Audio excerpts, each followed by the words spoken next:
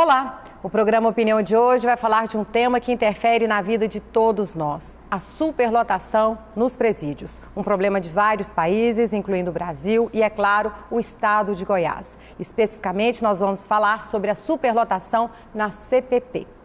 E para falarmos sobre esse assunto, convidamos aqui o deputado estadual Humberto Teófilo, do PSL, que é membro da Segurança Pública aqui da Casa.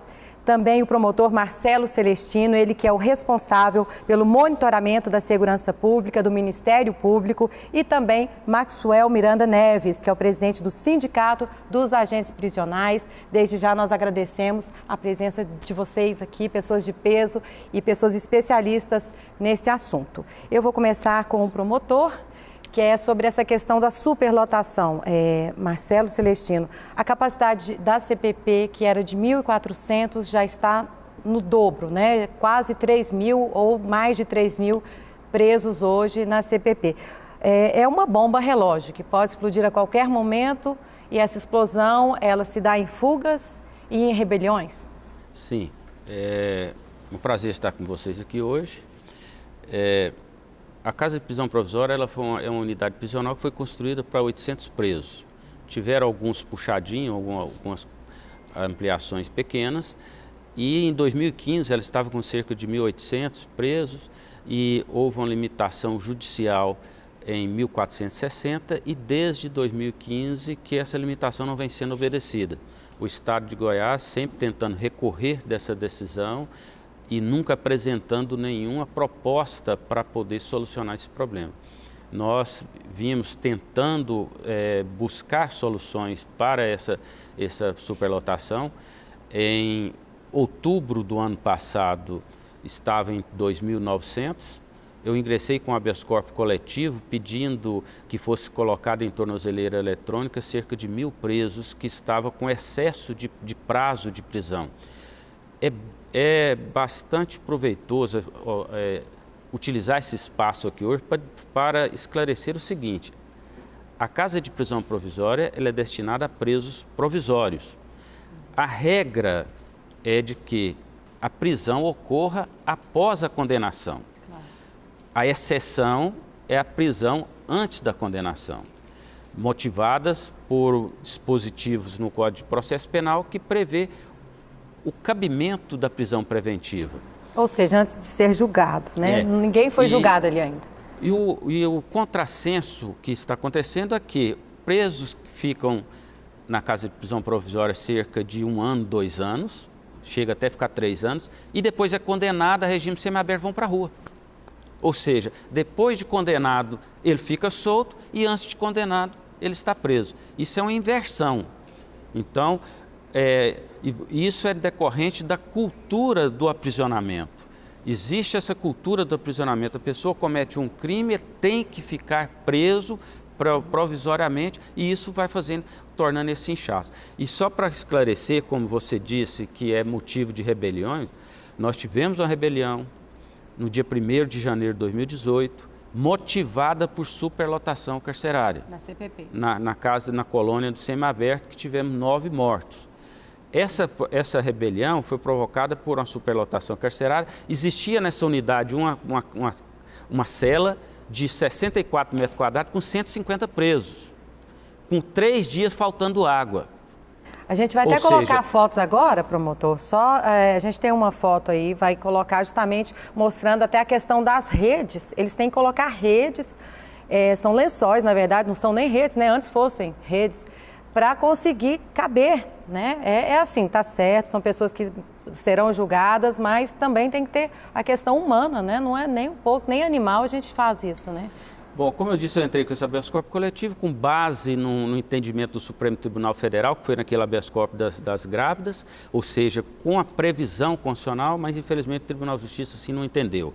Depois eu fiz um diagnóstico situacional da CPP, onde coloquei a metragem de cada cela, a previsão original e a previsão que estava naquela época, tendo a superlotação de mais de 100% em cada cela para 8 com 50 presos. Encaminhei esse relatório para todos os desembargadores, juízes criminais e promotores criminais, falando dessa previsão, dessa possibilidade de uma rebelião.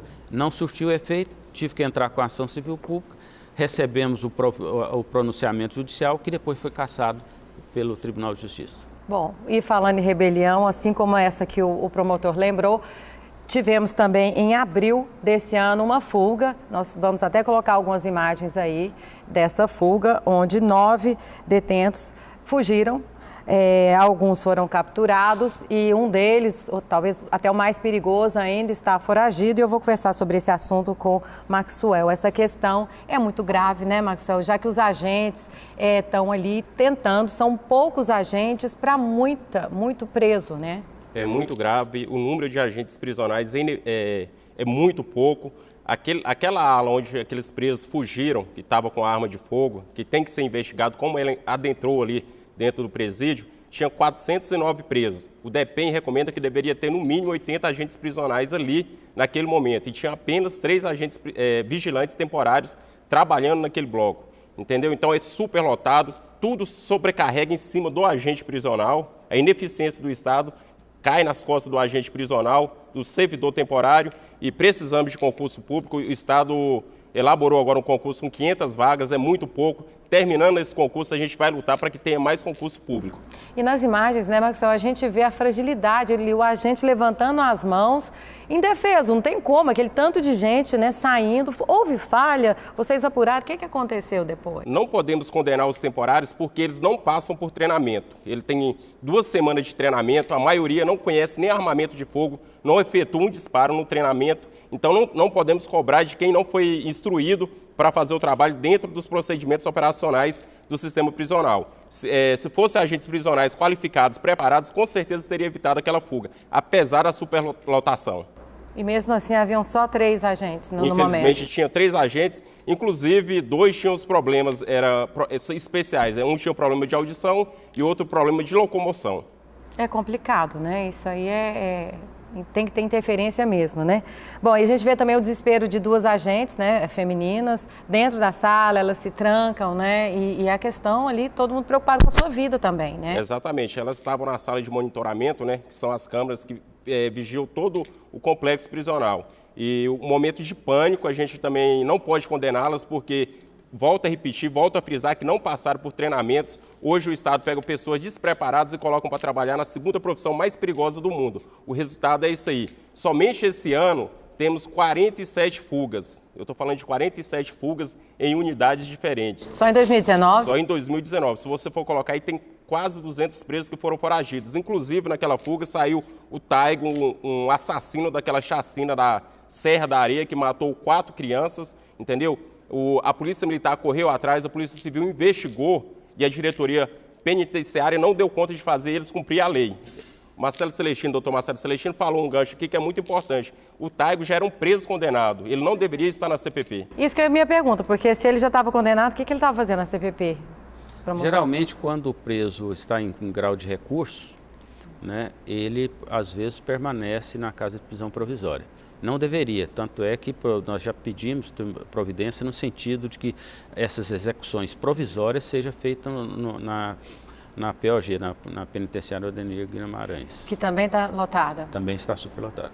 Bom, deputado, diante desse cenário, né, o senhor como delegado, 9 anos atuando, né, parou agora só para assumir o mandato de deputado, já se deparou com várias questões problemáticas. A superlotação ela não acontece só no presídio, né, também nas delegacias, que por sua vez também tem são celas bem frágeis, né?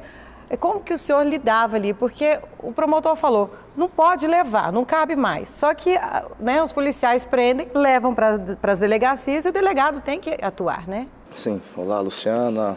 Olá, doutor Marcelo. Maxwell. Satisfação estar aqui participando do programa. Aqui nós temos vários pontos, né, a serem destacados.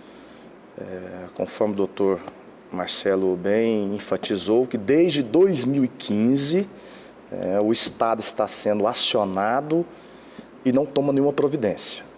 Isso é uma situação grave, até porque recentemente o STF declarou o nosso sistema penitenciário, utilizou até um termo que é o estado de coisas inconstitucional, onde que ele demonstra que está sendo está passando por cima da lei de execução penal e vários direitos fundamentais dos presos. Só que uma coisa me preocupa, na situação quando o doutor Marcelo diz que muitos presos que estão ali na CPP, caso eles sejam condenados futuramente, a pena deles, o que tudo indica, vai ficar aí para cumprir no regime semiaberto inicial. Isso faz com que ele não possa ficar preso. Se nós chegarmos a esse raciocínio, nós vamos esvaziar a CPP. Porque dificilmente, o doutor até tem mais experiência que eu, um cidadão vai ser condenado a pena de mais de 8 anos de prisão. Então, isso é uma situação que pode fazer com que a população fique refém de bandidos. Outro ponto que é bom destacar, que bem falado aqui pelo Maxwell, é a questão da vulnerabilidade dos agentes penitenciários, que na verdade estão fazendo milagres dentro da cadeia. Estão fazendo milagres não só os agentes prisionais, como temporários, e muitas vezes estão sendo alvos de ações civis, de ações penais, tá? Por causa de fuga de presos, por causa da pouca estrutura do Estado. Nós estamos agora com uma gestão nova, tá? Que foi agora assumido pelo Coronel Urzeda, que é o novo diretor-geral de administração penitenciária. Nós temos que ter agora um bom senso para resolver a situação, tanto o Ministério Público, quanto o Judiciário, quanto o Poder Legislativo. Isso daí nós temos que juntar, até porque nós temos um fundo penitenciário aí que tem muito dinheiro na conta. Nós queremos saber onde que está sendo aplicado esse dinheiro. Cadê o dinheiro? Então nós temos que construir presídios, mas nós temos que destacar também que só prender, só construir presídio não vai resolver. Só a gente buscar o judiciário não vai resolver. Se a gente não investimos na educação para que as crianças e adolescentes saibam o que pode acontecer, né, com o que acontece com o tráfico de drogas, quais as consequências nefastas das drogas. Só desta maneira, com um trabalho preventivo, que nós vamos melhorar o nosso sistema penitenciário, que nós vamos reduzir de forma real os índices de criminalidade. Então não adianta a gente iludir que só prender resolve. Eu sou delegado, já tenho quase 9 anos, estou afastado, prendi muito, mas muitas prisões não surtiram efeitos, pelo contrário. Às vezes o ladrão de galinha que eu prendi o ladrão de galinha, prendi o chefe do tráfico, mas às vezes o ladrão de galinha que foi preso, ele saiu de lá, né, pós-graduado no cometimento do crime. Então, nós temos que unir forças, todos os poderes, executivo, legislativo, judiciário, Ministério Público, né, para chegarmos a alguma solução de que realmente o sistema penitenciário está falido, mas nós temos soluções. Nós temos dinheiro do fundo penitenciário. Então, nós temos sim saídas para isso. Tá certo. Bom, a gente vai para um breve intervalo e já voltamos até com talvez uma réplica, né, do promotor sobre esse assunto e também com outros dados. Apenas 43% desses presos na CPP foram condenados. Os outros aguardam e ainda um dado ainda triste, apenas 4% estudam ou trabalham. Daqui a pouquinho, depois do intervalo.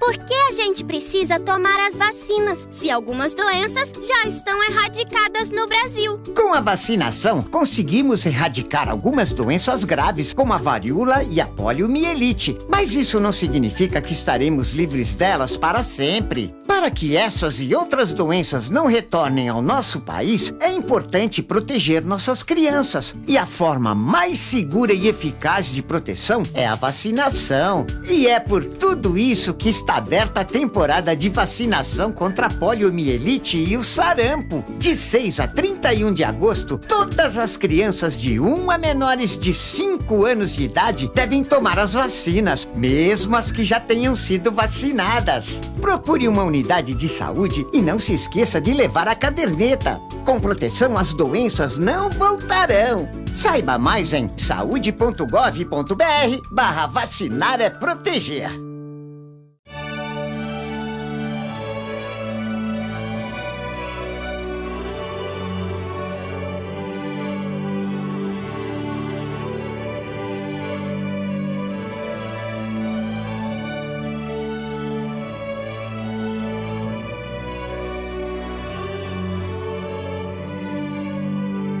A vida pode ser muito mais difícil sem acessibilidade. Ministério Público do Estado de Goiás.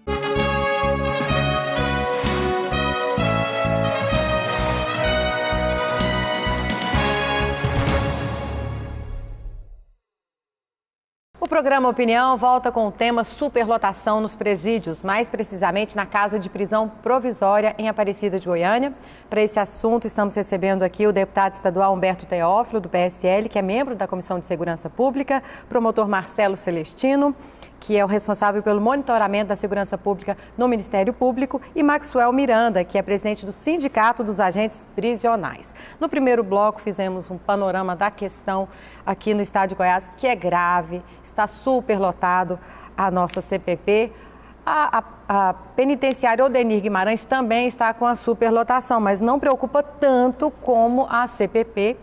E no primeiro bloco o deputado falou dessa questão. Se não levar para a CPP, para onde que leva também? Porque as pessoas ficam à mercê, né, também dos bandidos, né, promotor? O senhor gostaria de comentar alguma coisa com relação a isso que o deputado falou ou não? Sim.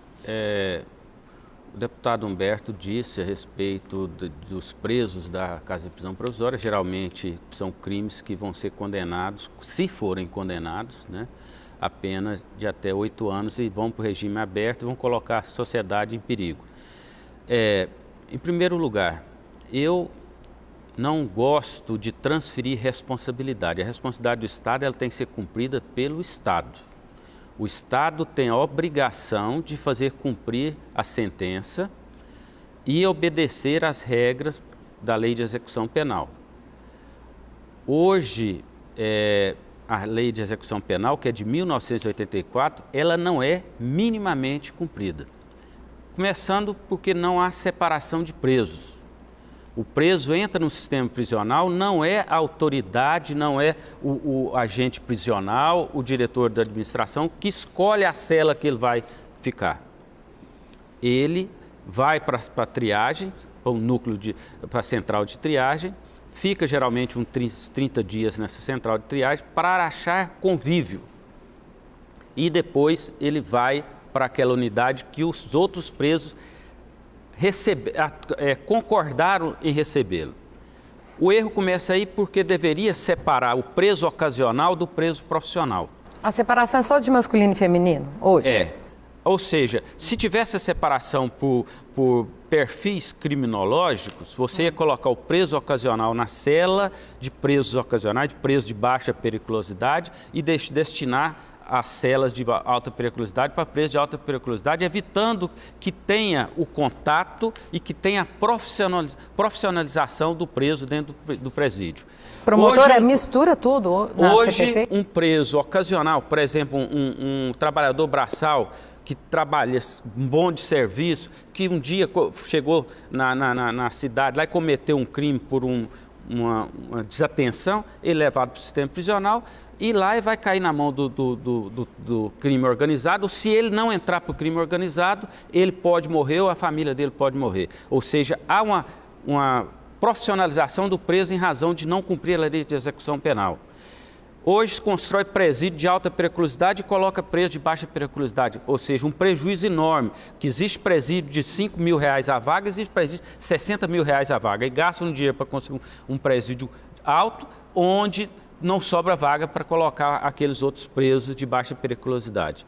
Então, é necessário que o Estado cumpra seu papel. A Assembleia Legislativa, em 2015, votou uma lei na qual 4% da arrecadação de custas cartorárias ia para o sistema de execução penal e medidas socioeducativas. É uma verba de destinação legal, então ela não pode nem ser contenciosa, usada contenciosamente. Contencioso, não é?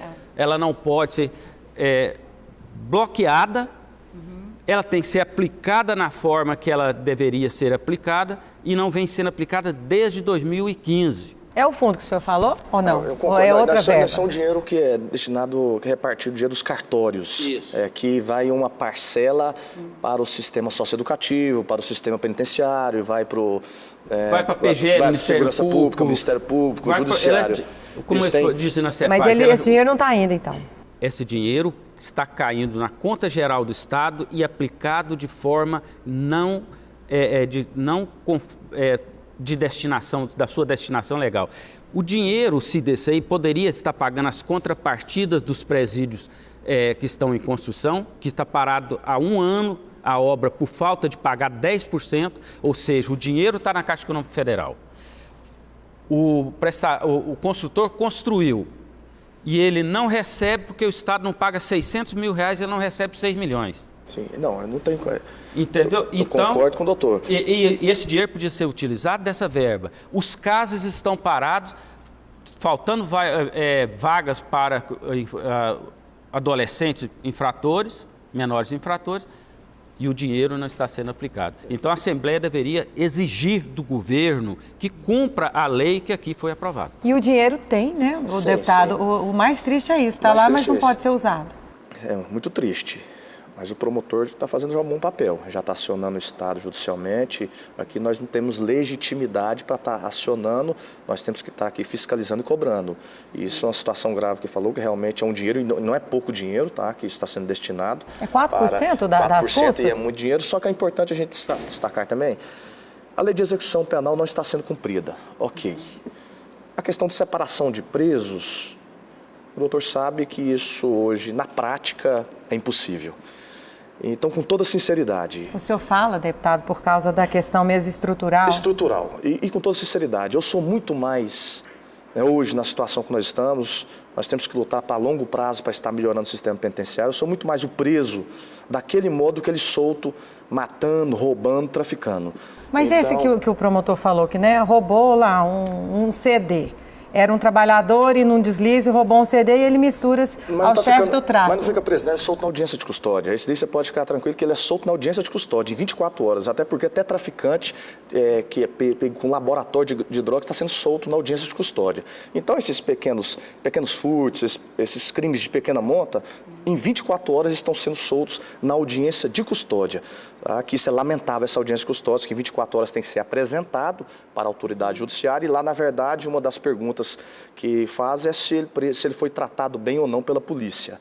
E o que eu estou querendo dizer é o seguinte, que a maioria dos presos hoje, com essa audiência de custódia, é de médio ou de grande monta, os crimes que estão sendo aí encaminhados para a penitenciária. Homicídio, furto. E o que acontece? Se a gente realizar uma soltura em massa, igual eu destaquei, pensando numa futura aplicação de pena, nós vamos esvaziar praticamente os presídios, eles vão estar soltos aí, traficando, roubando e matando. Então, eu sou muito mais ele lá, então, que em tese sendo aí infringindo os seus direitos fundamentais na Constituição, do que infringindo aqui os nossos direitos, o cidadão de bem sendo assaltado aqui do lado de fora. Bom, Maxwell, com relação ainda, até que essa problemática seja resolvida, a gente tem que resolver o problema de hoje, Claro, pensando no amanhã. E o problema de hoje é que os agentes prisionais estão indo trabalhar, eles fazem uma oração no começo do dia e pedem para voltarem vivos, É verdade. Eu quero dar um exemplo... O que eu ia te abordar, você me desculpa ainda, essa questão psicológica. Como é que vocês estão? Vocês têm psicólogos ali? O sindicato coloca um psicólogo à disposição dos servidores, mas o Estado não. Lu, eu quero falar para você a respeito de Manaus, do Ceará, onde teve crises penitenciárias que chamou a atenção até da ONU. Sim, o norte brasileiro é muito problemático, Exatamente. O que acontece? Procura-se ter algum problema lá hoje. Não tem mais, porque colocaram pessoas do sistema prisional para comandar. A polícia militar entende de polícia ostensiva, de polícia de rua. A polícia civil entende de investigação. E quem entende de sistema prisional somos nós, os agentes prisionais. Entendeu? O que acontece? Entra governo, sai governo... Através da política, da má política, coloca um militar, um delegado que não entende nada de sistema prisional para administrar. Um carro que está andando a 60 km por hora, ele volta a andar a 20 km por hora, o que acontece hoje, entendeu? Tem situações peculiares de cadeias, de servidores, de servidores na função de comando, que só o agente prisional sabe colocar a pessoa certa naquele comando ali. E hoje a política, infelizmente, está influenciando de maneira negativa o sistema prisional. Temos uma administração hoje muito vaidosa, com números muito negativos, e eu confio muito na força de trabalho do governador Ronaldo Caiado, que ele vai colocar um agente prisional no comando e nós vamos mudar o sistema prisional. A partir do momento que colocar um agente prisional no comando, os senhores podem me cobrar que a gente vai diminuir a criminalidade aqui na rua em 20% a 25%. Claro, claro, fica à vontade. Eu discordo do Maxwell. Eu entendo o posicionamento dele de colocar um agente penitenciário no comando. Seria muito interessante isso. Mas isso não quer dizer que um delegado ou um coronel vai fazer uma péssima administração. tá? Conhece a segurança pública, sim. Eu, como delegado de polícia, eu conheço o sistema penitenciário. Eu fiquei 9 anos como delegado, fui parceiro dos agentes prisionais. Então, quantas vezes eu entrei na cadeia, quantas vezes eu cumpri busca, junto com golpe, dentro de celas.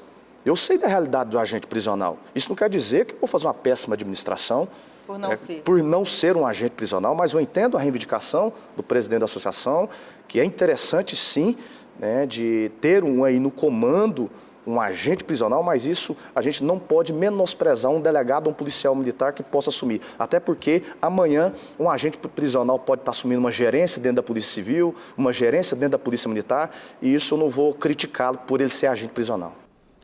Pegando um gancho aí, doutor, é impossível essa colocação do senhor, do agente prisional assumir um cargo dentro da Polícia Militar, porque a Polícia Militar não aceita. A Polícia Militar é comandada por militares, a Polícia Civil é comandada por delegados, entendeu? São extremamente competentes, a gente reconhece o valor da Polícia Civil, da Polícia Militar, são 2 forças imponentes aqui no nosso estado, mas de sistema prisional, quem conhece somos nós, os agentes prisionais. Seria interessante alguém que fosse da área e tivesse vivido na pele assumir isso que o senhor quer falar. O governador Ronaldo Caiado, colocando um agente prisional lá, o reflexo dos dados positivos vão vir para a sociedade, pode ter certeza disso. Eu entendo, eu entendo que realmente, eu entendo a colocação do colega, que colocando um agente prisional no comando, isso é uma forma de estar reconhecendo... Até agregando isso, também, né, deputado? Agregando o trabalho. Mas nós temos agentes prisionais em outras áreas, tá, da inteligência, né?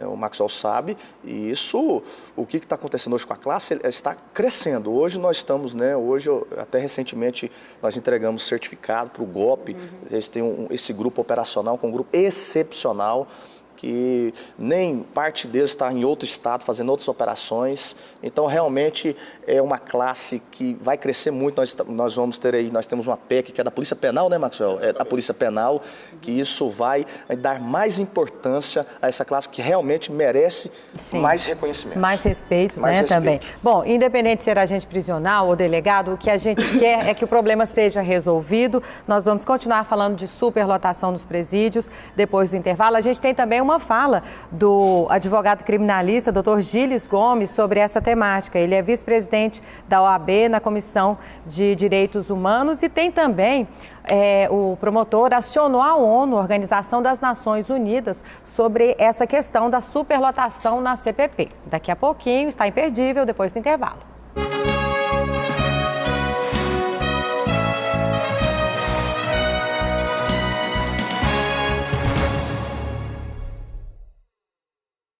Duas em cada 10 crianças menores de 5 anos apresentam excesso de peso. 3 em cada 10 crianças com idade de 5 a 9 anos apresentam excesso de peso no Brasil. E por que isso acontece? Diversos fatores são responsáveis pela ocorrência da obesidade infantil.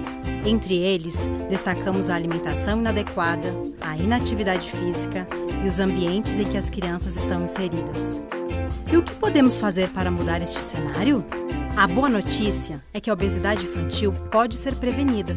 Os pais também têm um papel importante. O aleitamento materno é a primeira prática que contribui para a prevenção da obesidade infantil.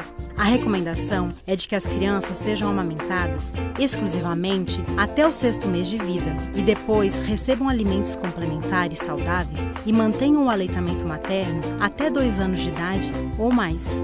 Outra dica importante para a prevenção da obesidade infantil é evitar o consumo de alimentos ultraprocessados. A recomendação do Ministério da Saúde é que as crianças não recebam alimentos que contenham açúcar antes de 2 anos de idade. Além disso, é importante não ofertar alimentos ultraprocessados para crianças menores de 2 anos e evitar a oferta de alimentos ultraprocessados como achocolatados, iogurtes, gelatinas, macarrão instantâneo, refrigerante, cereais matinais, salsichas, bolachas recheadas e sucos artificiais. Esses alimentos são ultraprocessados e contêm grande quantidade de açúcar, gordura e sal, e não são recomendados para as crianças. Para saber mais, conheça o Guia Alimentar para a População Brasileira. Ele apresenta as recomendações de alimentação saudável para todas as famílias brasileiras. Ofereça opções saudáveis como frutas, tapioca, pipoca com pouco sal, biscoitos feitos em casa sem açúcar, bolo sem açúcar, pão de queijo. E para o almoço e para o jantar, arroz, feijão, carne ou ovo e hortaliças e frutas continuam sendo a melhor opção para o seu filho.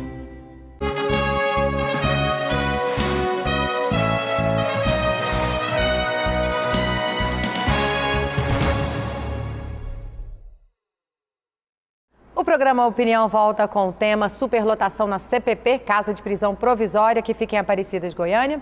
Estamos recebendo aqui o promotor Marcelo Celestino, Maxwell Miranda, que é o presidente do Sindicato dos Agentes Prisionais, e o nosso deputado Humberto Teófilo, que é delegado também, todos falando sobre esse assunto. Eles conhecem bem essa realidade. E no bloco anterior, foi até questionada a questão de um agente prisional cuidar, ser o responsável, pelo sistema ali na Casa de Prisão Provisória. O doutor Marcelo Celestino quer até falar algo sobre isso, mas antes eu vou chamar uma entrevista com o doutor Gilles Gomes, que é advogado criminalista. Ele é vice-presidente da Comissão de Direitos Humanos da OAB, sobre essa questão da superlotação. Vamos ver. A situação é quase criminosa, na medida que o Estado de Goiás, reverberando o que acontece no sistema prisional brasileiro, não trata com a mínima dignidade as pessoas que estão em cumprimento de pena e, em grande parte, as pessoas que estão ainda aguardando uma decisão judicial. A Comissão de Direitos Humanos tem atuado junto aos órgãos da execução penal, sobretudo o Ministério Público Estadual, que tem sido hoje o grande responsável pelo controle, a fiscalização e a denúncia dessa situação, no sentido de que, em algum momento, as autoridades tomem uma decisão definitiva que deveria contrastar, no mínimo, com o julgamento ou a liberação de grande parte dessas pessoas que estão lá aguardando, às vezes há mais de 1 ano, 2 anos, uma sentença absolutória ou condenatória, mas a entrega da prestação jurisdicional, o que não acontece. Em relação especificamente à CPP, o que tem sido feito? Por mais que a gente veja algumas medidas paliativas, no sentido de levar ensino, eventualmente levar assistência religiosa, melhorar a questão da saúde, o grande problema é o cárcere, que tem um alto índice criminógeno. Colocamos hoje mais ou menos 40, 50 pessoas num espaço que foi projetado inicialmente para comportar no máximo 10 pessoas. Isso é uma indignidade sem tamanho.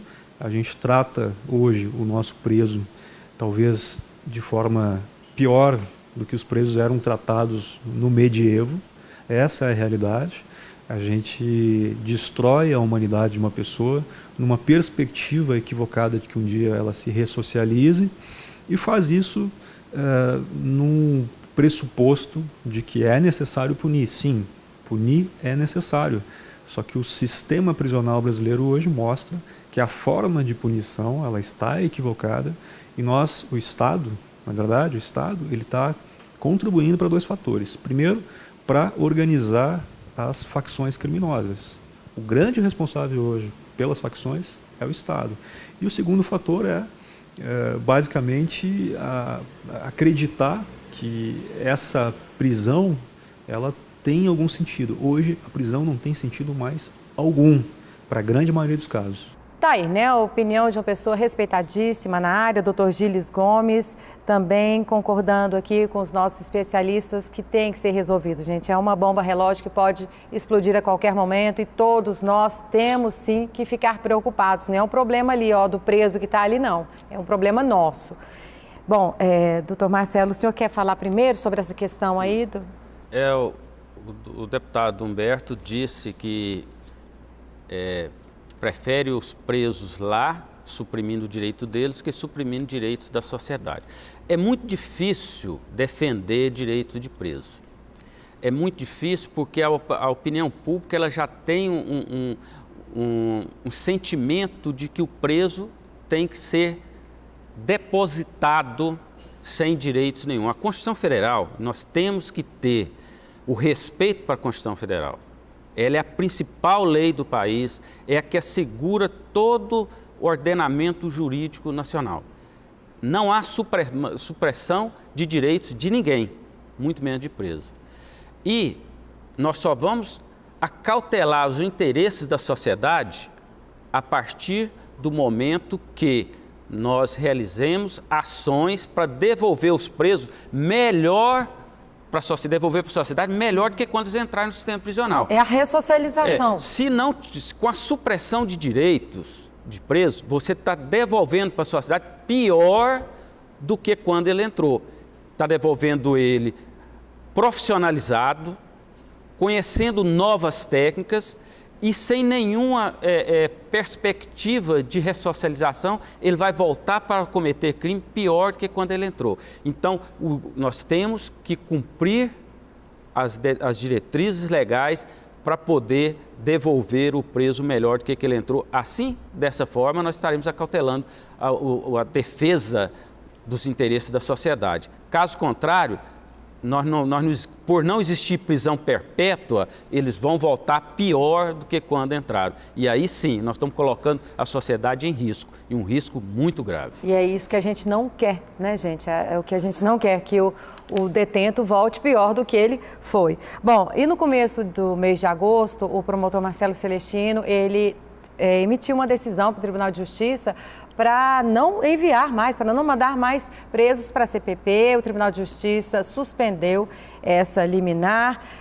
Uma semana depois, ele acionou a ONU, a Organização das Nações Unidas, sobre esse problemão que está aqui em nosso estado. Isso repercutiu, é claro. O secretário de Segurança Pública também, né, tem sua parcela de responsabilidade. Nós procuramos o secretário, né, convidamos o secretário para participar. Ele achou por bem, por enquanto, não se pronunciar sobre essa questão, nos enviou uma nota. Essa nota foi depois que o senhor deu uma entrevista, né, na rádio CBN, dizendo que conhece vários detalhes ali. Se porventura acontecer alguma coisa, o senhor tem informações até a mais. Isso contrariou o secretário, né? E aí o secretário nos mandou uma nota e diz que se pronunciará a respeito disso depois que obter um assessoramento jurídico para abordar o assunto. Mas a nossa equipe foi atrás, né, e tentou.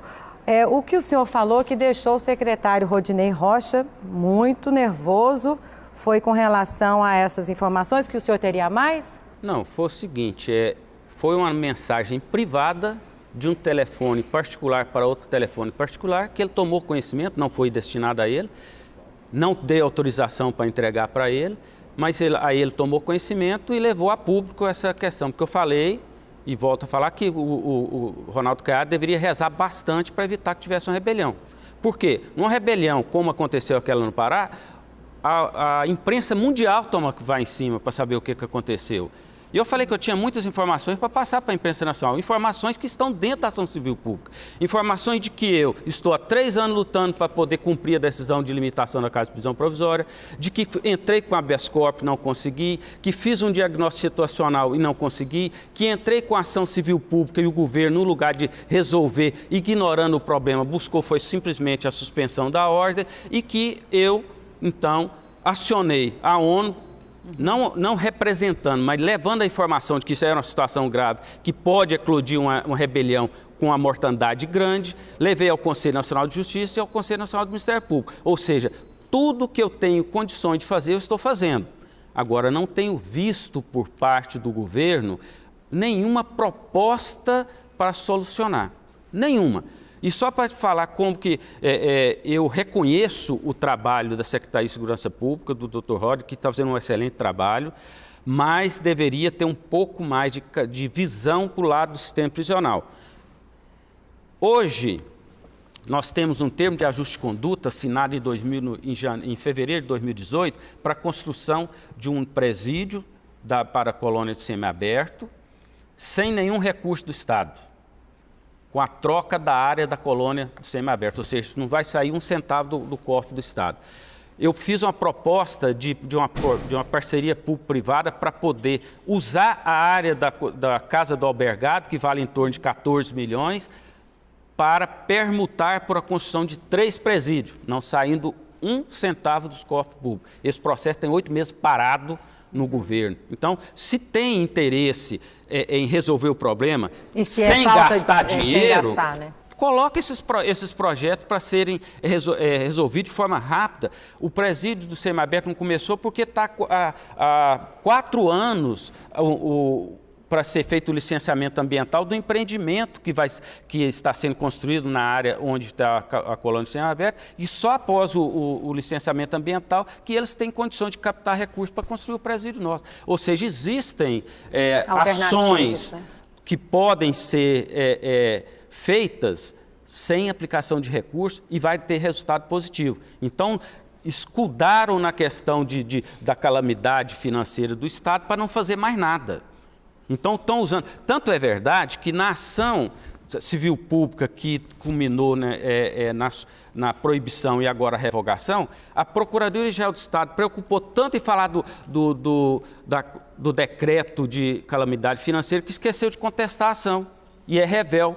Então, eu pedi o julgamento antecipado e pode voltar a proibição de recebimento de preço lá, porque ele não contestou o que deveria ser contestado. Ficou simplesmente preocupado com o aspecto financeiro. Bom, gente, e a gente preocupa, né? Nós, goianos, principalmente quem mora ali perto, eu acho que não dorme tranquilo, né? Sim, mas nós temos que destacar também... Essas ações, deputado, assim, que são sem gastar muito dinheiro, elas têm que ser vistas, É importante que o doutor Marcelo está fazendo.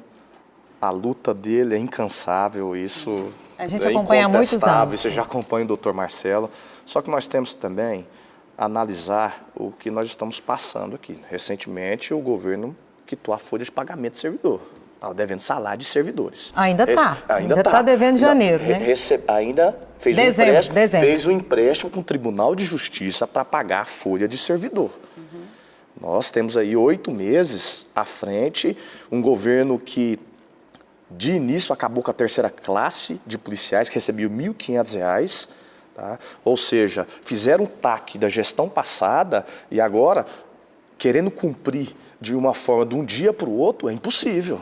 É impossível. Então, nós temos que ter o bom senso. É legítima ação de levar na ONU, que o doutor sabe que levar na ONU não vai dar muita coisa, né? Mas é um modo de estar pressionando o governo. Bacana, isso é importante. Só que as coisas não são resolvidas desta maneira, de parar de receber o preso, né, a penitência parar de resolver, porque é a sociedade que vai ser prejudicada. Então, nós temos que sentar, né, conversar com o secretário de Segurança Pública, que está fazendo uma excelente gestão, o coronel Orzeda, à frente da administração penitenciária também, está empenhado em resolver os problemas, até porque o Ronaldo Caiado sempre, nosso governo sempre destaca as suas ações na segurança pública. Então, claro que ele quer resolver problemas do sistema penitenciário, não tenho dúvida disso. Agora, não tem como resolver de um dia para o outro, pegando o Estado numa crise dessa que até servidor público está sem receber o salário. Bom, a gente fica torcendo para que seja resolvido o mais rápido possível, porque as fugas já estão acontecendo, né? Aconteceu no começo do ano, aconteceu no mês de abril. Um dos bandidos, talvez mais perigoso, ainda está foragido, e a gente fica torcendo para que o Estado, né, sente com o Ministério Público, com a Justiça, e talvez até aceite essa proposta do promotor, que é de usar áreas, né, não tem muito gasto, lógico que vai ter gasto, mas é uma alternativa inteligente, né, Maxwell? Exatamente, quero frisar aí também que são 47 fugas somente este ano, na gestão do novo diretor-geral. Existe uma animosidade entre o diretor-geral e os agentes prisionais. O diretor-geral, que é o coronel Zé. Exatamente. Por causa de quê? Porque os agentes prisionais hoje tem que ser aquela visão da sociedade que o agente prisional é aquele carcereiro à moda antiga, meio ignorante. No entanto, é o contrário. Hoje na categoria temos doutores, temos mestrados, 100% da categoria tem nível superior. Entendeu? Então cobramos, estamos lutando e acreditamos, volto a falar que acredito na força do governador Ronaldo Caiado e tenho certeza que ele vai colocar um agente prisional no comando.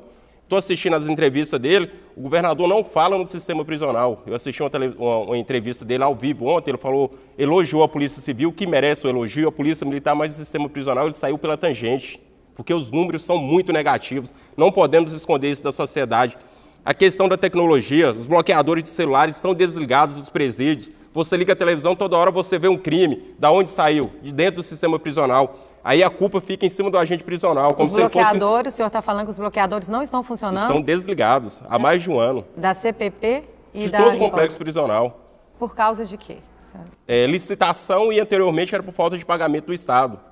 É uma herança maldita do governo anterior também. Ou seja, os presos estão podendo conversar com seus familiares de dentro Exatamente. dos presídios. Boriscan estão desligados por falta de pagamento. Detectores de metais são rudimentares, são antigos. Entendeu? Precisamos investir na tecnologia dentro do sistema prisional para dar resultado positivo para a sociedade. Bom, é a nossa segurança, né, gente, que está em jogo. Olha, é um assunto vasto, ele não se esgota. Infelizmente, quer dar uma réplica, tá bom. Só uma questão de detalhe, quando ele fala governador, não cita o sistema penitenciário, então foi a primeira entrevista então que ele não citou, porque todos os discursos dele ele deixa bem claro, polícia civil, militar, agentes, prisionais e bombeiros. E outra situação, o primeiro concurso que foi edital publicado foi agora para 500 vagas de agentes prisionais, né, que vão ser nomeados 250 em 2020 e os outros 250 em 2021. Então, isso já demonstra que o governador, sim, está preocupado, até porque um dos primeiros editais aí na sua gestão foi para agente penitenciário 500 vagas. Reconhecemos e agradecemos o empenho do governador, acreditamos no governador Ronaldo Caiado, mas a propaganda do governo, que foi lançada ontem, você não vê falar no sistema prisional. E só esclarecendo que esse concurso é em decorrência de um termo de ajuste de conduta que nós fizemos, no qual, se não fizer o concurso, tem uma multa, né? Então, eu reconheço que existem ações relativas ao sistema prisional, mas não podemos escudar em decreto de calamidade para deixar de realizar ações simples, sem gastos, que poderia ter resultados positivos. Quando fala que a proibição de recebimento de presos na casa de prisão provisória, para onde vai os presos? Tem um presídio prestes a ser inaugurado, é só pagar a contrapartida, que, usando o recurso dos emolumentos, terminar a obra e nós temos obra. Onde que é, doutor? Esse é o de Novo Gama, de Planaltina, o mais rápido, Novo Gama e Águas Lindas. São 3 presídios em torno de 300 vagas cada um, ou seja, teria 900 vagas. E a proposta que nós fizemos de construção de unidades modulares para presos de baixa periculosidade, fazendo a separação que seria devida desde 1984, é construído com 4 meses de prazo. Nós temos que concordar que ações que não demandam, não geram gastos para o Estado e tem essa possibilidade, aí não tenho dúvidas que isso tem que ser realizado. Tem que ser realizado. Aí não tem jeito de falar de decreto de calamidade financeira. Tá? O senhor se propôs até a organizar uma comitiva, né, para chegar no governador, não é? A Comissão de Segurança Pública, nós vamos estar aí fazendo essa intermediação junto ao governador, e principalmente, né, queremos saber de que forma que está sendo gasto o dinheiro, o fundo dos cartórios, que é direcionado ao sistema penitenciário. E quem sabe essas ideias aí do promotor Marcelo Celestino, né, não sejam acatadas. Excelente. O senhor pode até acompanhar, quem sabe, né? Se eles convidarem, eu prefiro não acompanhar. Claro. Prefere não ir? Eu vou encaminhar para a comissão vou encaminhar para a Comissão de Segurança um relatório de todas as ações, de o que está paralisado, o que é possível ser feito, para agilizar e resolver toda essa E é para ontem, né, gente? Sim. É para ontem isso. A população, ninguém dorme tranquila ali. Eu conheço pessoas que moram ali perto e ficam com medo o tempo todo. E é a nossa vida, né? A nossa segurança que está em jogo. Olha, eu agradeço muito a presença de vocês aqui. É um assunto muito sério, é um assunto que a gente teria aqui, né, que conversar muito. Eu gostaria até de citar outros países que conseguiram fechar os presídios por falta de presos. É o caso de Amsterdã. Mas a gente não pode comparar, mas é meio que inevitável, né? Vários países estão fechando os presídios porque aplicaram em segurança pública, em políticas públicas. Enfim, eu fico sonhando para quem sabe um dia a gente chegar a esse nível, né? O senhor também é outro sonhador, né, promotor? Muito obrigada, então, ao promotor Marcelo Celestino, que faz um trabalho incrível no Ministério Público, que a gente acompanha há vários anos. Ele agora está no monitoramento da segurança pública. Quiser falar alguma coisinha rápida? Só quero dizer que Nós temos que devolver os presos melhores que quando eles entraram. A principal forma de reeducação é através do trabalho. Os presos que estão trabalhando nos parques da cidade, a reincidência dele é em torno de 2%, sendo que a reincidência nacional é em torno de 35%. Tá vendo? O trabalho também recupera, gente. Infelizmente, você não pode obrigar o preso a trabalhar. Tem que partir dele também. E reduz 3 dias, né, na pena. Redução de 3 dias. Agradecimento também a Maxwell Miranda Neves, presidente do Sindicato dos Agentes Prisionais. Muito obrigada, viu, Maxwell, pela sua vinda. Para finalizar, eu quero fazer uma meia-culpa. Todos os anos o Estado devolve cerca de milhões para o governo federal por não fazer projetos para utilizar esse dinheiro que o DPEM envia. Então, por isso eu cobro a colocar um agente prisional no comando para a gente colocar outros agentes que têm capacidade técnica de elaborar esses projetos. Tá certo. Muito obrigada. Tomara que seja acatada, né, sua sugestão.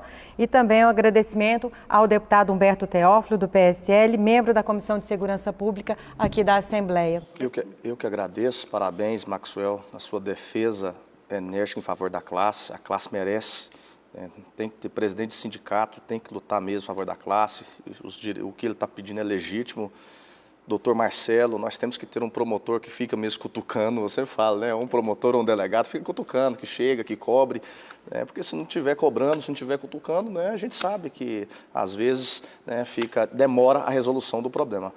Eu sempre vou buscar resolução desses problemas voltados aí ao sistema penitenciário. A gente sabe que a maioria dos crimes, né, tem ordem, né, são consumados por meio de ordens, né, que está dentro dos presídios. O senhor pode ver essa questão dos bloqueadores também, com certeza, quando o senhor for lá? Com certeza, já vou até fazer um ofício, pedindo informações para o diretor, Urzeda. Primeiro eu quero informações por que os bloqueadores não estão funcionando, por qual motivo, qual licitação que é essa, se vai ter licitação ou não, que eu vou estar cobrando, porque eu acho que é o ponto já nevrálgico aí, a questão dos bloqueadores. Se não tiver bloqueador, nós temos celulares dentro da cadeia. E olha só que eu falo, que agente prisional, para mim, faz milagre. Porque a gente sabe muito bem quão é difícil fazer aquelas buscas, né, de familiares que ainda entram com celulares. Então, sem o bloqueador, celular na cadeia, o celular na cadeia, cometimento de crimes aqui do lado de fora. Obrigado, tá? Estamos à disposição, tanto do Ministério Público quanto aí da Associação aí dos Agentes Prisionais. Obrigada, delegado Humberto Teófilo. E obrigada a você também, que esteve com a gente esse tempo todo, nos acompanhando. Continue com a gente pelo canal 8 da NET ou pelo 61.2, que é o nosso canal digital. E, é claro, nossas redes sociais. E até mais.